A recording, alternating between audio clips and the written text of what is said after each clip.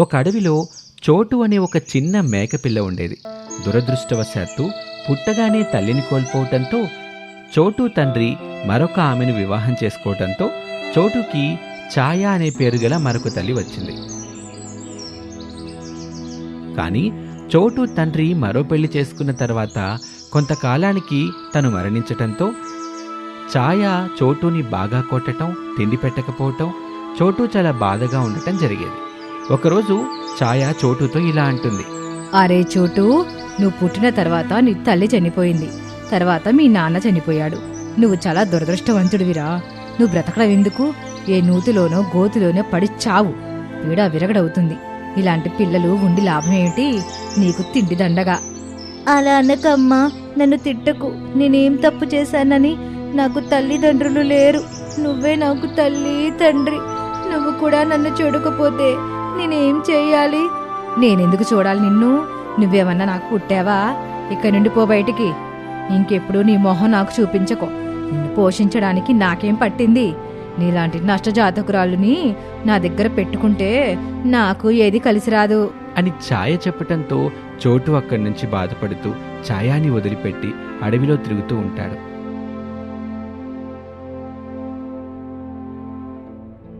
అడవిలో అడవికి రాజైన ముఫాసా అనే సింహం కూడా ఉంటుంది. ఏయ్ మేకపిల్ల, ఎవరు నువ్వు? ఎంత ధైర్యం నీకు? నేనుండే ప్రదేశానికి తెలిసొచ్చావా లేక తెలియకొచ్చావా?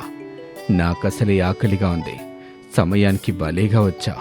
నువ్విక్కడికి వస్తే ప్రాణాలతో తిరిగి వెళ్ళవని నీకు తెలీదా? అవును, నేను ప్రాణాలతో తిరిగి వెళ్ళనని నాకు తెలుసు. ఈ పాడు లోకంలో జీవించే కన్నా నీలాంటి అడవికి రాజైన సింహం చేతిలో పడి చావడం మిన్న. నాకు ప్రాణాల మీద ఆశ లేదు. ఏంటి, తమాషాగా ఉందా? ఏమైంది నీకు? తల్లిదండ్రులు ఏదో ఇంటి దగ్గర తిట్టినంత మాత్రాన ఇలా వచ్చి నా చేతిలో చనిపోతావా? నీకు బుద్ధి లేదా? నువ్వు చనిపోతే నీ తల్లిదండ్రులు బాధపడతారని నీకు తెలీదా? నాకు తల్లిదండ్రులు లేరు. వారిద్దరూ మరణించారు. నా సవితి తల్లి నన్ను చిత్రహింసలకు గురి చేసి ఆహారమేమి పెట్టకుండా నన్ను ఇంట్లో నుంచి గెంటి వేసింది. అందుకే ఇక నేను ఎవరి కోసమని బ్రతకాలి? దీని కారణం చేత నేను నీ చేతుల్లో చచ్చిపోవడానికి ఇక్కడికొచ్చాను. అయ్యో చోటు, ఇంత చిన్న వయసులో నీకు ఎన్ని కష్టాలొచ్చాయి. చూస్తూ చూస్తూ నేను నిన్ను ఎలా చంపగలను? నిన్ను చంపటం నాకిష్టం లేదు. నువ్వు నా దగ్గరే ఉండు.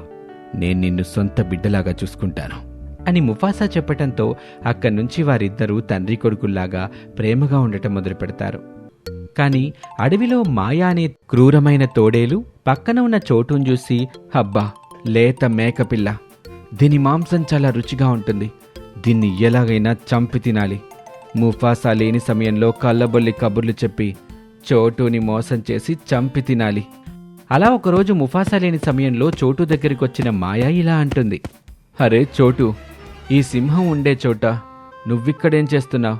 అది నిన్ను చూసిందంటే తినేస్తుంది. నువ్విక్కడ ఉండటం క్షేమం కాదు. రా, నాతో వచ్చాయి. మీ ఇంటికి చేరుస్తాను. మీ అమ్మ నీ కోసం ఎదురు చూస్తుంది. నిన్ను వెంట పెట్టుకుని తీసుకురమ్మని నాతో చెప్పింది. ప్రేమతో ఎదురు చూస్తుంది అని మాయ చెప్పగానే చోటు ఆనందంతో తన తల్లి దగ్గరికి వెళ్ళొచ్చని మాయతో కలిసి వెళ్తూ ఉంటుంది. కానీ కొంత దూరం వెళ్ళిన తర్వాత కొన్ని తోడేళ్ళు అక్కడికి రావటంతో చోటు భయపడి మాయతో ఇలా అంటాడు, ఎవరు వీళ్ళంతా? నాకు చాలా భయంగా ఉంది. నేను మా అమ్మ దగ్గరికి వెళ్ళిపోతాను. నన్ను వదిలేయండి. నేను నిన్ను మోసం చేశాను. నిన్నిక్కడికి తీసుకొచ్చింది మేమందరం కలిపి నిన్ను చంపి తినాలని అని అన్న వెంటనే చోటు వారి నుంచి తప్పించుకొని పరిగెడుతూ కాపాడండి కాపాడండి అని అరుస్తూ ఉంటాడు. అరుపులు వినిన ముఫాసా అక్కడికి వస్తుంది. ఆ తోడేళ్ల గుంపుని చెదరకొట్టి చోటుని రక్షిస్తుంది.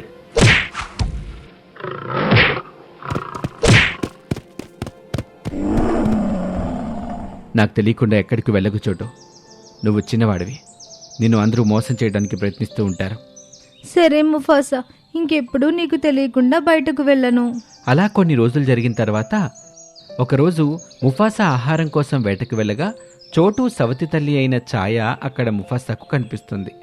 వెంటనే ముఫాసా ఛాయాను చంపటానికి ప్రయత్నిస్తుంది. నన్ను విడిచిపెట్టు. భర్తను కొడుకును కోల్పోయి ఇక్కడ తిరుగుతున్నాను. నాకు ఆకలి వేస్తుంది. ఈరోజు నిన్ను చంపకుండా విడిచిపెట్టను. ఇంతలో చోటు అటుగా రావటంతో అది చూసి ఛాయ ముఫాసాతో ఇలా అంటుంది. అయితే ఒక పని చేయి ముఫాసా. ఇదిగో నా పెంపుడు కొడుకు వస్తున్నాడు. నీ ఆకలి తీరడానికి ముందు వాడిని చంపి తిను. నన్ను మాత్రం ప్రాణాలతో విడిచిపెట్టు. అయ్యో ముఫాసా, ఈమెవరనుకున్నావు? ఆమె నా తల్లి. ఆమెను విడిచిపెట్టు. కావాలండి నన్ను చంపుకొని తిను. చూసావా ఛాయ, నువ్వెంత మూర్ఖురాలివో. చోటు నీ ప్రాణాలకు తన ప్రాణాల్ని పణంగా పెడుతుంటే నువ్వు ఇలా ఆలోచిస్తున్నావు. ఇప్పటికైనా కళ్ళు తెరవు. చోటు, నన్ను క్షమించు. నువ్వు నా మీద ఇంత ప్రేమ కలుగున్నావని నాకు తెలియదు. ఇక్కడి నుంచి నిన్ను జాగ్రత్తగా చూసుకుంటాను. నిన్ను నా కన్న కొడుకులాగా చూసుకుంటాను అని చెప్పి ఛాయ చోటుని అక్కడి నుంచి తీసుకుని వెళ్ళిపోతుంది. ఇక వాళ్ళిద్దరూ చక్కగా ఆనందంగా జీవిస్తూ ఉంటారు. ఈ కథ ద్వారా మనం తెలుసుకోవాల్సిన నీతి ఏంటంటే, పిల్లల ప్రేమని తల్లిదండ్రులు అర్థం చేసుకోవాలి అని. తెలివైన కొంగ మరియు బద్ధకస్తుడైన సింహం. ఒక దుష్టుడైన సింహం అడవిని పాలిస్తూ ఉండేవాడు. అతను జంతువుల బాగోగులు అస్సలు పట్టించుకునేవాడు కాదు. ఎప్పుడు పడితే అప్పుడు జంతువుల్ని వేటాడేవాడు. అతనికి రాజు అనే గర్వం ఎక్కువగా ఉండేది. అదే అడవిలో కుందేలు, కొంగ మంచి స్నేహితులుగా ఉండేవారు. కొంగ రోజు చెరువు దగ్గర కుందేల్ని కలవటానికి వచ్చేవాడు. ఇద్దరూ ఆడుతూ పాడుతూ ఆనందంగా ఉండేవారు. మిత్రమా, ఆ సింహం అడవిలోని బోలెడన్ని జంతువులను చంపేశాడని విన్నాను. నువ్వు జాగ్రత్త, ఒంటరిగా ఎక్కడికి వెళ్ళొద్దు.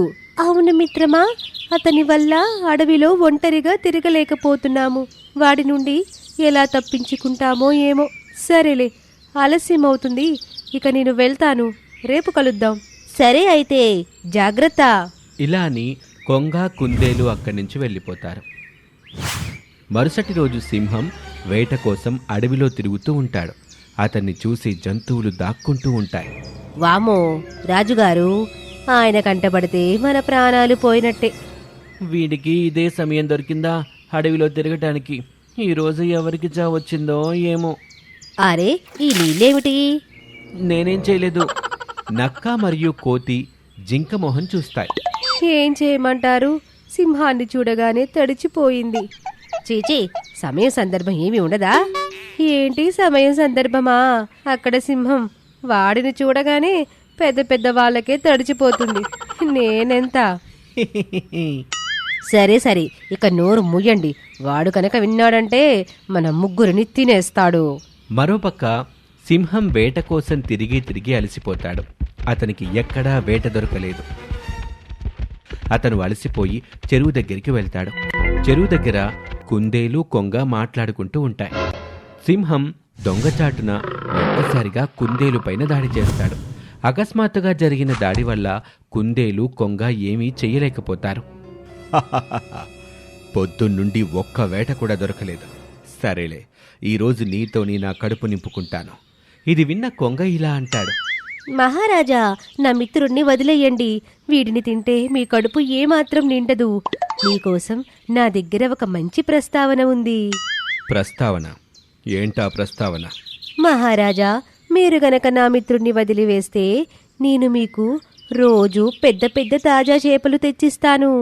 వేట కోసం మీరు కష్టపడనవసరం లేదు. సమయానికి భోజనం మీ దగ్గరకొస్తుంది. కొంగ ఇచ్చిన సలహా విన్నాక సింహం అతని మనసులో ఇలా అనుకుంటాడు. అరే వా, చెరువులోని తాజా తాజా చేపలు, అది కూడా ఎటువంటి శ్రమ లేకుండా. భలే భలే. అయినా రోజు ఈ జంతువుల మాంసం తిని తిని విసిగిపోయాను. ఇది చాలా మంచి అవకాశం. ఎటువంటి శ్రమ లేకుండా భోజనం దొరుకుతుంది. దీనికి మించిన ఆనందకరమైన విషయం ఇంకే ఉంటుంది. ఇలా ఆలోచించి సింహం కొంగతో ఇలా అంటాడు. సరే అయితే, నాకు నీ ప్రస్తావన ఇష్టమే. కానీ ఒక్క మాట గుర్తుపెట్టుకో, చేపలు తీసుకురావటం ఆలస్యమైతే నేను నీ స్నేహితుణ్ణి చంపేస్తాను. సరే మహారాజా, నేను మీకు ఎటువంటి ఇబ్బంది కలిగించను.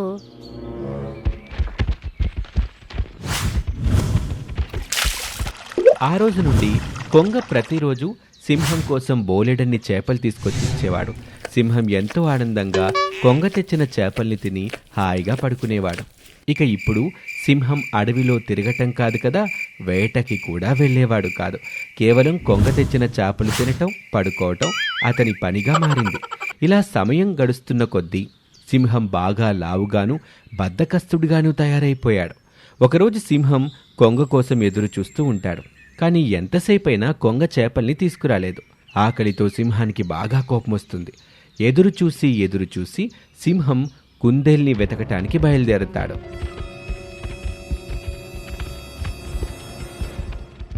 సింహం బాగా లావుగాను బద్ధకస్తుడుగాను తయారయ్యాడు కదా, దాంతో అతను నడవలేకపోతూ ఉంటాడు, ఆయాసపడిపోతూ ఉంటాడు. ఎలాగోలాగా చెరువు దగ్గరికి చేరుకోగానే అక్కడ కుందేలు కొంగ మాట్లాడుకుంటూ ఉంటాయి. ఓహో, అక్క నేను ఆకలితో చేస్తుంటే ఇక్కడ మీరు ముచ్చట్లాడుకుంటున్నారా? ఒరే కొంగ, నువ్వు చేపలు తీసుకురావటంలో ఆలస్యం చేశావు. ఇప్పుడు నేను నీ మిత్రుణ్ణి నా భోజనంగా మార్చుకుంటాను. ఇలా అని సింహం కుందేలుపై దాడి చేయబోగా కొంగ వెంటనే కుందేల్ని అతని ముక్కుతో పట్టుకుని అక్కడి నుండి ఎగిరిపోతుంది. సింహం చాలా కోపంగా ఉంటాడు. అందువల్ల కుందేల్ని పట్టుకోబోయి అదుపు తప్పి చెరువులో పడిపోతాడు. అరే, ఎవరైనా నాకు సహాయం చేయండి. లావుగా ఉండటం వల్ల అతను నీళ్లలో ఈత కొట్టలేక మునిగిపోయి ఆ చెరువులోనే చనిపోతాడు. అది చూసి అక్కడున్న జంతువులన్నీ ఎంతగానో ఆనందిస్తాయి. జంతువులన్నీ తెలివిగా ఆలోచించి సింహం బారి నుంచి అడవిని కాపాడినందుకు కొంగకి కృతజ్ఞతలు తెలుపుకుంటాయి. ఈ కథ ద్వారా మనం తెలుసుకున్న నీతేంటంటే, బద్ధకం ఎంతటి బలవంతున్నైనా బలహీనుడిగా మార్చేస్తుంది.